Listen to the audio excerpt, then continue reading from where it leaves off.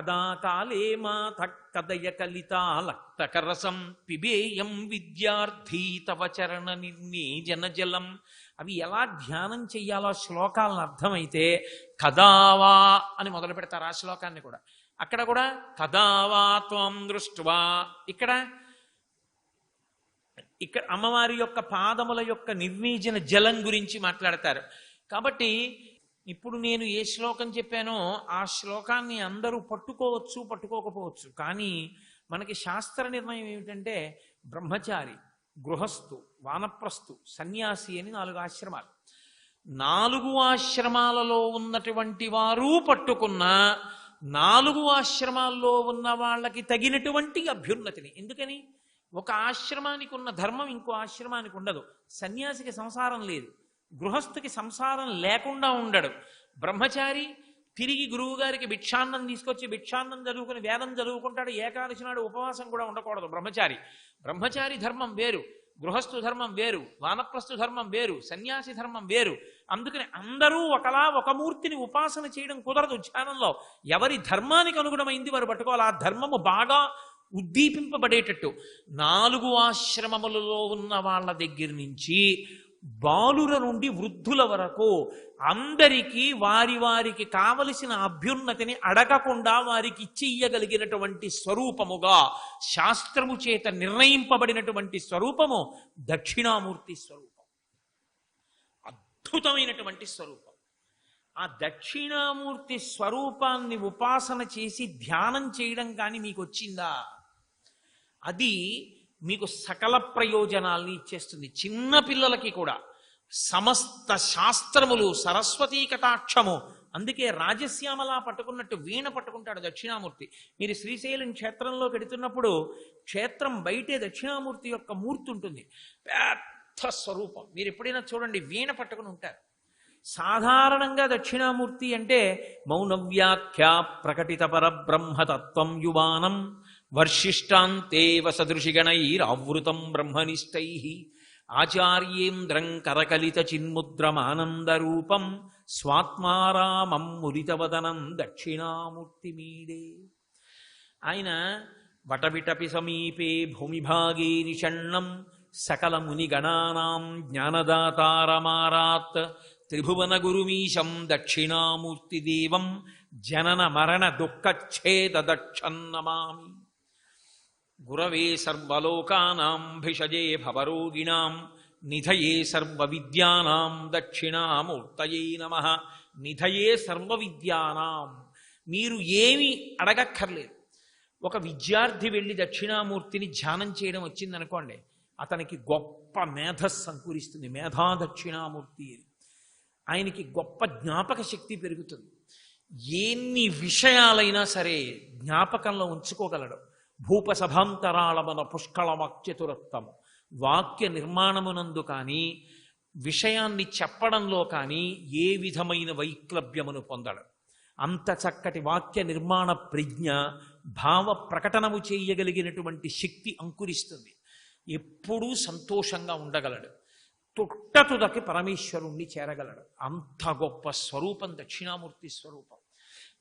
ఒక్కటే చెప్పి నేను విడిచిపెట్టేస్తాను. దక్షిణామూర్తిని మీరు ఎన్ని రకాలుగానైనా ధ్యానం చేయొచ్చు. ఎందుచేత అంటే ఆయన కుడి పాదం కింద పెడతారు, ఎడం పాదం అంటే ఎడంకాలు పైకెత్తి కుడి తొడ మీద వేస్తారు. అందుకని ఈ ఎడమ పాదము యొక్క ఈ అడుగున ఉండేటటువంటి భాగం మీకు ఇటువైపుకి వస్తే కనపడుతుంది. ఆయన ఈ తొడ మీదకి ఈ కాలు పెట్టుకుంటారు. మీరు ఎప్పుడైనా దక్షిణామూర్తి స్వరూపాన్ని జాగ్రత్తగా చూడండి. మీరు వెడుతూనే అలా పెట్టినటువంటి ఆ కుడిపాదం ఒక్కటే ఉంటుంది. మీరు ఇలా వచ్చి ప్రదక్షిణ పురస్సరంగా ఆయన పాదం మీద పడి 2 చేతులతో ఆయన పాదాన్ని వెనక నుంచి ముందు పట్టుకుని మీ తల ఆయన పాదం మీద పెట్టి నమస్కారం చేసి ఆ పాదాన్ని మెల్లిగా ఒత్తి అరిచేతులతో పట్టుకుని ఆయన పాదానికి ఇక్కడ ఒక మంజీరం ఉంటుంది, ఇక్కడ ఒక మంజీరం ఉంటుంది. ఈ మంజీరాన్ని చూడొచ్చు. పైగా ఆయన జింక చర్మం కట్టుకుని ఉంటాడు. తొడల వరకు కనపడుతుంటాయి. ఆ మోకాలు, ఆ తొడ, ఆ నమస్కారం చేసి ఆ బొటనవేలు గోరు చూసి మీరు ఇలా పైకి చూస్తే ఆయన మంచి వజ్రవైఢూర్యములతో కూడిన ఆభరణములు పెట్టుకుని ఉంటాడు. మీరు ఇలా తల పైకెత్తగానే కింద కూర్చొని ఆయన చెయ్యి ఇలా కనపడుతుంది. అది ఇలా చిన్ముద్ర పట్టి ఉంటాడు. ముదిత వదనం, నవ్వుతూ ఉంటాడు. ఇలా ఉన్న అరిచెయ్యి కనపడుతుంది. మీరు అరిచెయ్యి, రేఖలు, వేళ్ళు, ఉంగరాలు చూసి ప్రదక్షిణంగా ఇటు వచ్చారనుకోండి, ఆయనకి ఇలా వచ్చేటప్పటికి ఇటు పక్క నుంచి ఆయన ఇలా కుడి చేతి వైపు ఇలా పట్టుకున్న ఈ పై చెయ్యి కనపడుతుంది. ఈ పై చేతిలో ఇలా ఢమరుకం పట్టుకుని ఉంటాడు. ఆ ఢమరుకం కానీ ఇలా కదిపితే బుడుంగ్ బుడుంగ్ బుడుంగ్ బుడుంగ్ అని చప్పుడు వస్తుంది. అందులోంచే 14 మాహేశ్వర సూత్రములు వచ్చి సమస్త శబ్దజాలము ఉత్పన్నమైంది. ఆ ఢమరుకం కనపడుతుంది. మీరు ఇలా ప్రదక్షిణంగా వస్తుంటే ఆయన కిరీటం పెట్టుకున్న ఆయన వీపు, ఆయన వేసుకున్న యజ్ఞోపవీతం, ఆయన పెట్టుకున్న కిరీటం, సూర్యుడు చంద్రుడు కనపడతారు. మీరు ప్రదక్షిణంగా ఇటు వస్తే ఆయన చెయ్యి, అందులో పట్టుకున్న కాగడాల అగ్నిహోత్రం కనపడుతుంది. మీరు ఇలా వస్తే ఈ తొడ మీద ఈ చెయ్యి ఇలా పెట్టుకుని పుస్తకాలు ఇలా ఎడం చేతిలో పట్టుకుంటారు. ఇలా ఎడం చేతిలో పట్టుకున్నటువంటి తాళపత్ర గ్రంథాలు కనపడతాయి.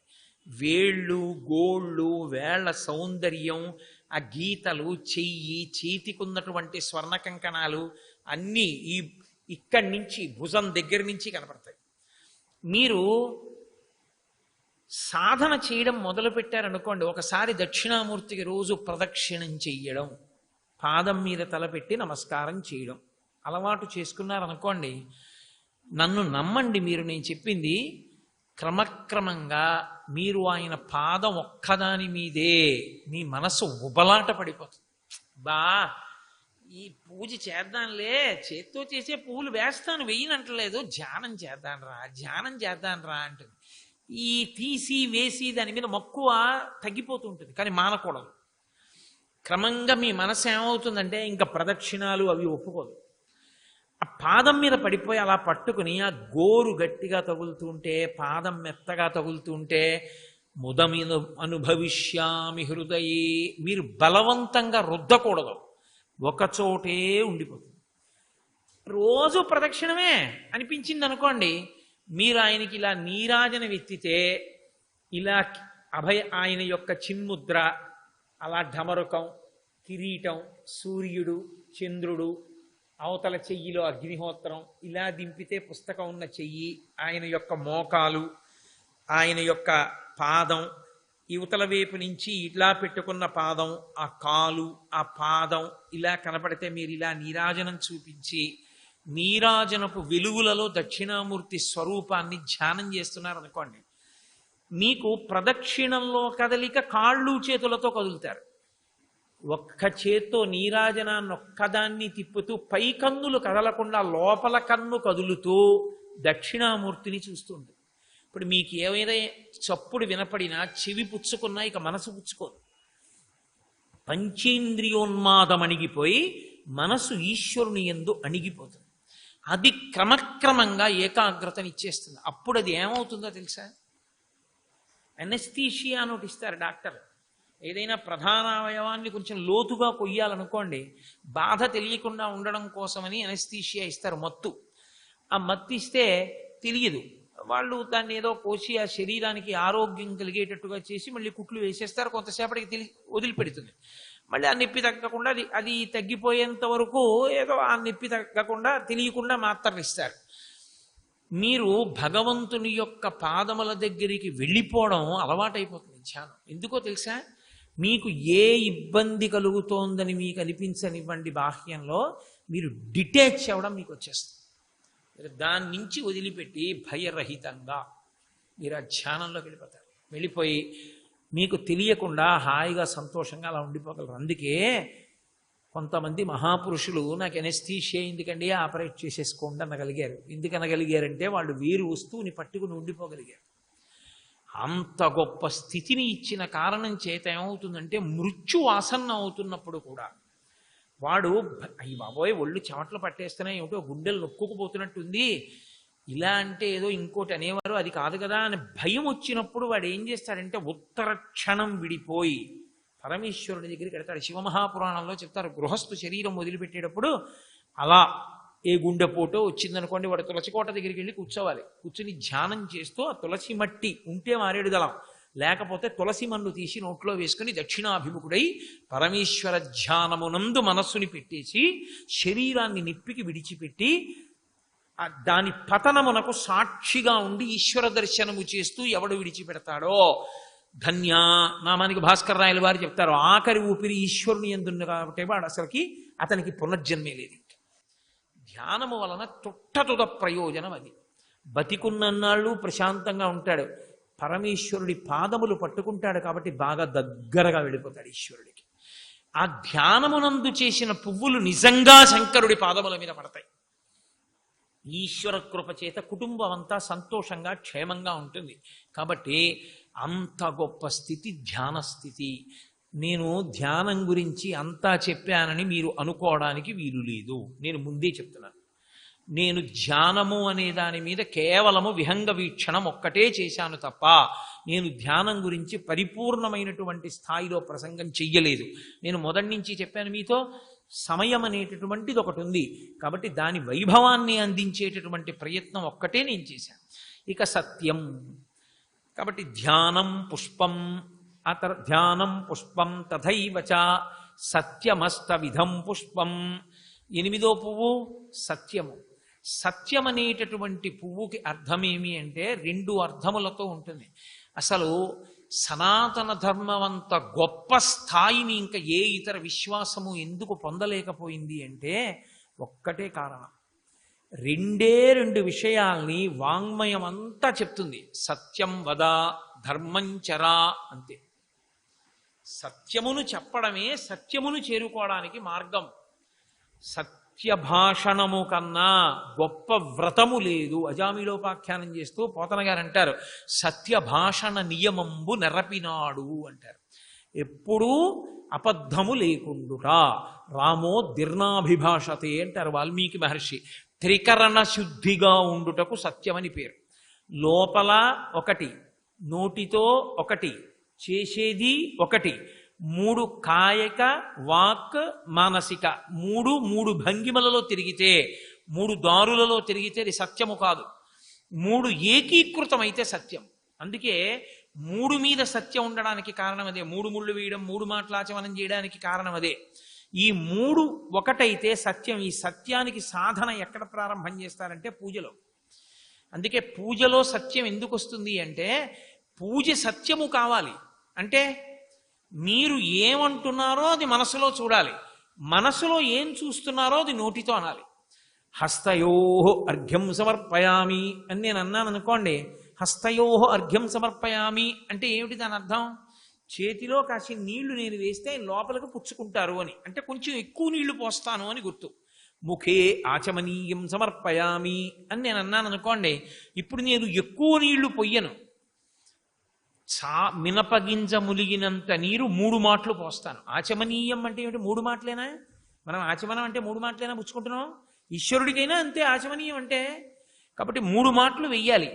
ఇప్పుడు 3 మాటలు వేయడం అంటే హస్తయోహ అర్ఘ్యం సమర్పయామి, పాదయోహ పాద్యం సమర్పయామి, ముఖే ఆచమనీయం సమర్పయామి, శుద్ధోదక స్నానం సమర్పయామి, తమలపాకు నీళ్ళు ఇలా ఇలా ఇలా ఇలా అంటున్నాడు అనుకోండి, మనసు ఎక్కడుంది? క్రియ ఎక్కడుంది? నోటితో అంటున్నాడు. అప్పుడు దాన్ని పూజ కింద తీసుకోరు. అదొక తంతు అంతే. అదొక తంతు చేశాడు. కాసేపు అదో నాటకం ఆడి వెళ్ళిపోయాడు. అనేక నాటకాల్లో అదొక నాటకం. అసలు నిజంగా పూజ చేశాడని గుర్తేమిటి అంటే ముఖే ఆచమనీయం సమర్పయామి ఆగాలి. ఇప్పుడు నువ్వు ఆచమనీయం ఇస్తాను ఉంటే ఆయన చేయి చాపాలా?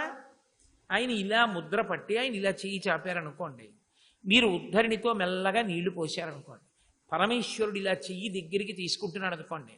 భాగవతంలో పోతన గారు అంటారు దశమస్కంధంలో, కదలిన బాహుక్రమంబున రవము నూపెడి నూపు రములవాణి అంటారు. పరమేశ్వరుడి చెయ్యి కదిలిందో కన్న కన్న కన్న కన్న శబ్దం వస్తుంది. ఎందుకంటే ఇవన్నీ కంకణాలు వేసుకుని ఉంటాడు ఆయన. ఆ చప్పుడయ్యేటట్టుగా ఆయన పెదవి దగ్గర పెట్టుకుని చప్పుడు అవ్వకుండా పుచ్చుకుని మళ్ళీ ఇలా అన్నారు అనుకోండి, మీరు మళ్ళీ నీళ్లు పోసారు, మళ్ళీ ఆయన పుచ్చుకున్నారు. ఎంతసేపు పట్టింది? మీరు ఎలా చెప్పేశారు మంత్రం? ఆ నీళ్లు అవన్నీ అప్పుడు అది ఎలా అయింది ఆచమనీయం? ఆయనను అవమానించడమేనా కాదా? అది నోటితో ఒకట, తమలపాకుతో చల్లడమా ఇలాగా, ఆయన్ని పుచ్చుకోమండమా, ఎంత చిరాకేస్తుంది. అలా మీకు ఆచమనం వేశారనుకోండి, మీరు కోపడరా? పుచ్చుకోవాలా? ఆచమనానికి నియమం ఉంది. స్వాహాకారం పూర్తయి కంఠమును దాటి నీరు లోపలికి వెడితే తప్ప రెండో మాట ఇవ్వకూడదు. అంతేగాని నోట్లో ఉండగానే రెండోసారి పుచ్చుకోకూడదు. కంఠాన్ని దాటిపోవాలి నీరు. దాటిపోయాక రెండో మాట పుచ్చుకోవాలి. మరి ఈశ్వరుడి విషయంలో నియమం పాటించకపోతే ఎందుకు ఆ పూజ? అంటే నువ్వు నోటితో ఏ మంత్రం చెప్పావో, చేతితో ఏది చేస్తున్నావో మనసు దాన్ని చూడాలి. ఈశ్వరుడు ఆచమనీయం పుచ్చుకుంటున్నాడని మీరు చూస్తే అది ఒక ఉపచారం మీరు పూర్తి చేశారని గుర్తు. అలా మీరు ఏమీ లేకుండా చేసేస్తే తంతు చేశారని గుర్తు. అది పూజ కాదు. అందుకే ఒకరి పూజ చూస్తానని అడగవద్దు అని చెప్తారు. ఏమంటే మీరు పూజ చేసుకుంటుంటే ఓసారి చూస్తామండని ఇప్పుడు అడగకూడదు. కారణం ఏమిటో తెలుసా? ఆయన ఇలా చూపించి అలా వేస్తాడు, కాసేపు అలా కూర్చుంటాడు, నీకు పిచ్చేళ్ళ కనపడతాడు. ఇట్రా ఆచమనీయం సమర్పయ, మీకు ఏమిటి ఆ వెర్రి వేషాలన్నీ, నీ చూస్తున్నానని అనుకుంటావు. నీకేం తెలుసు ఆయన ఏం అనుభవిస్తున్నాడో? అందుకే ఇంకొకరి పూజ చూస్తానని అడగవద్దు. కారణమేమి? అది ఆయనకే అందుతుందంతే. నీ పూజ సంస్కరించుకోవాలి. సంస్కరించుకుంటే త్రికరణములు ఏకమైతే సత్యము. సత్యము పలకడం కన్నా వ్రతం ఇంకొకటి లేదు. నోటి వెంట వచ్చేటటువంటి మాట సత్యమై ఉండి తీరాలి. అయితే ఎప్పుడూ సత్యమే పలకాలా అంటే 2 కారణముల చేత మీరు అబద్ధం చెప్పినా అది సత్యమే అవుతుంది. ఏ 2 కారణముల చేత అంటే, ఒక పెద్ద ధర్మాన్ని ఆవిష్కరించడానికి మీరు ఒక చిన్న అబద్ధాన్ని ఆడారనుకోండి, అప్పుడు దాన్ని అసత్యము అనరు. ఎందుకనంటే రామాయణంలో రామచంద్రమూర్తి మీద నెపం వేశారు, ఆయన అబద్ధం ఆడాడు అన్నారు.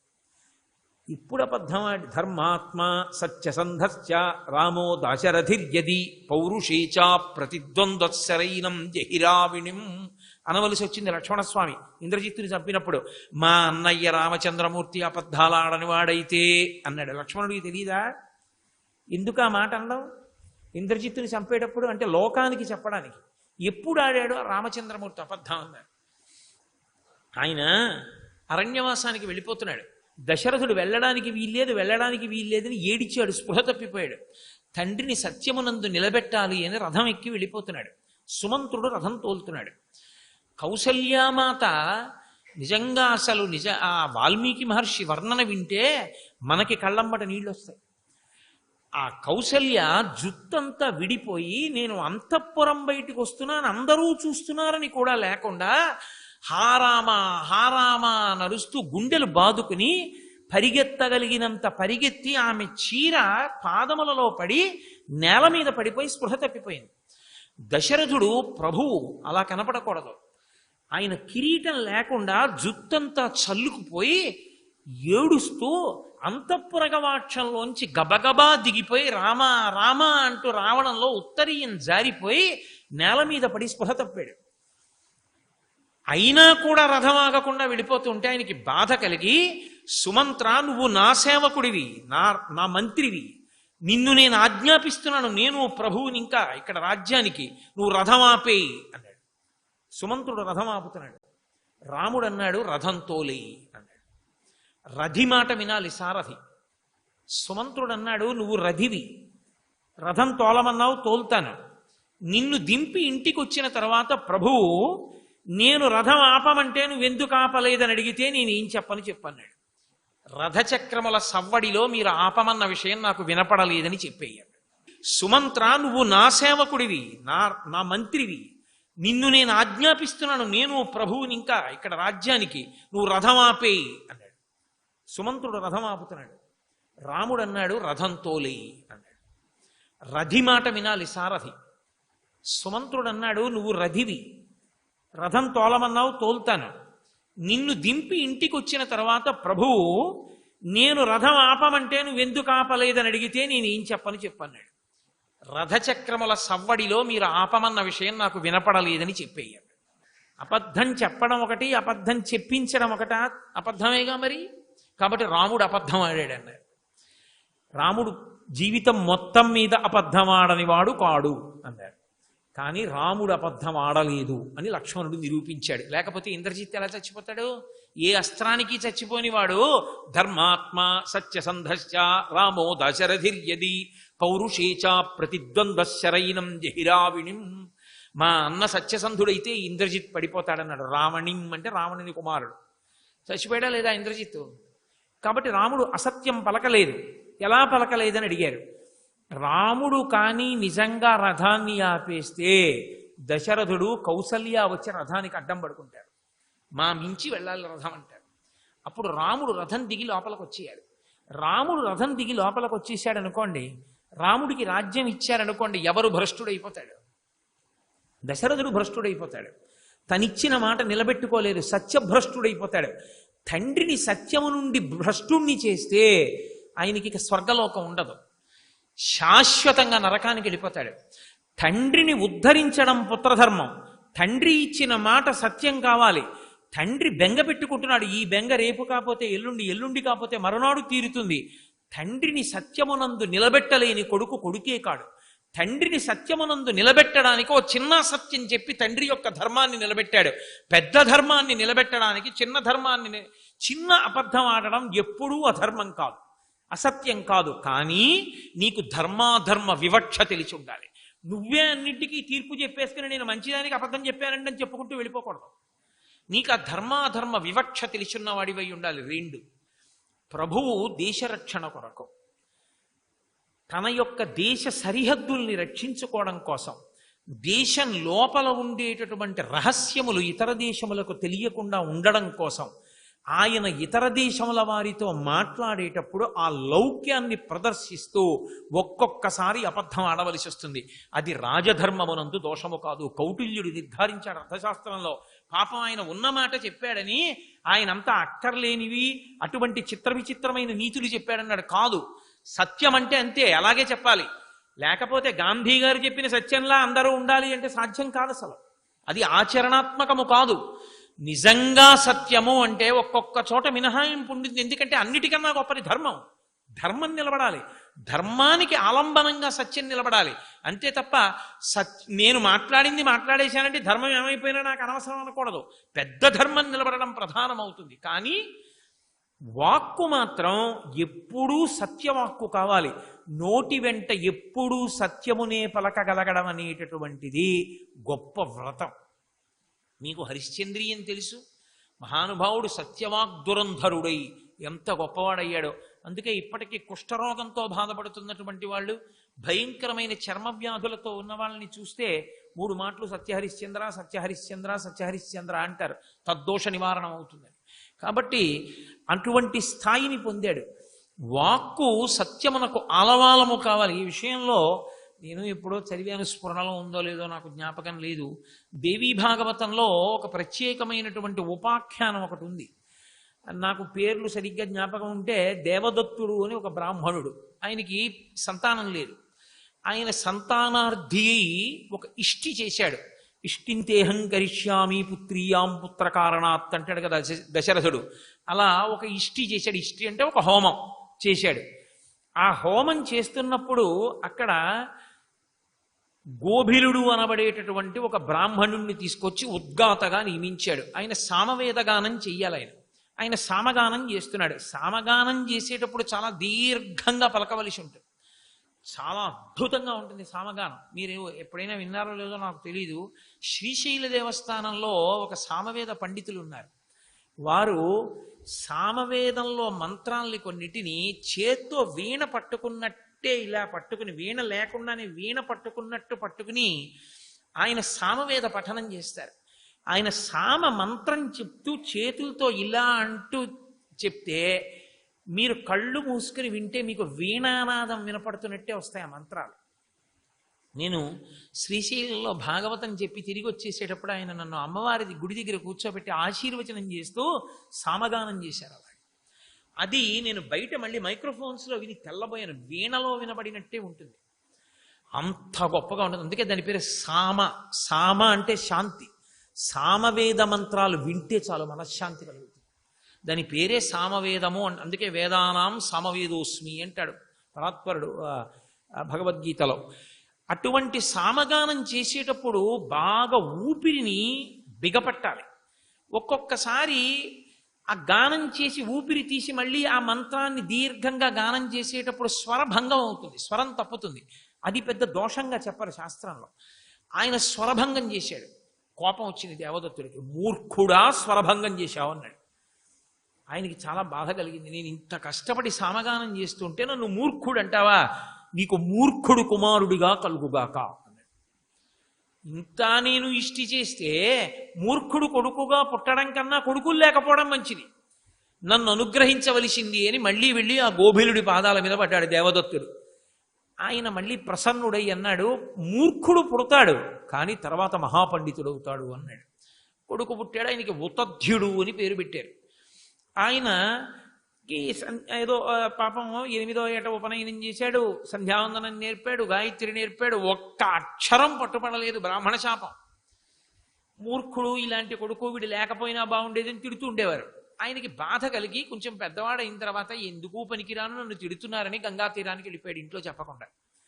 వెళ్ళిపోయి ఆ గంగా తీరంలో ఎవరితోనన్నా నోరు విప్పాడో ఏమీ తెలియని వాడని తెలిసిపోతుంది. అందుకు నోరు విప్పేవాడు కాదు. నోరు విప్పకుండా గంగలో స్నానం చేయడం, ఓ చిన్న పాకేసుకున్నాడు, అందులో కూర్చునేవాడు. అసలు నోరు విప్పకుండా అలా కూర్చుంటాడు పాకలో, గంగ స్నానం చేయడం తప్ప. ఈయనది తపస్సు అంటే అని సత్య తపస్సుడు అని పిలవడం మొదలెట్టారు. వాళ్ళే పెట్టేసుకున్నారు పేరు ఆ గంగా తీరంలో ఉన్న ప్రజలు. పండొట్టుకొచ్చేవారు, కాయట్టుకొచ్చేవారు, తింటూ ఉండేవాడు, కూర్చునేవాడు, ఏమీ మాట్లాడేవాడు కాడు. అలా కూర్చుని ఉండగా ఒక రోజున ఒక వేటగాడు అడవి పందిని తరుగుకుంటూ వచ్చాడు. దాని శరీరంలోకి బాణాన్ని విడిచిపెట్టాడు. అది మర్మావయవం మీద తగిలింది. శ్రీ ఉమామహేశ్వర పరబ్రహ్మార్పణమస్తు. స్వస్తి.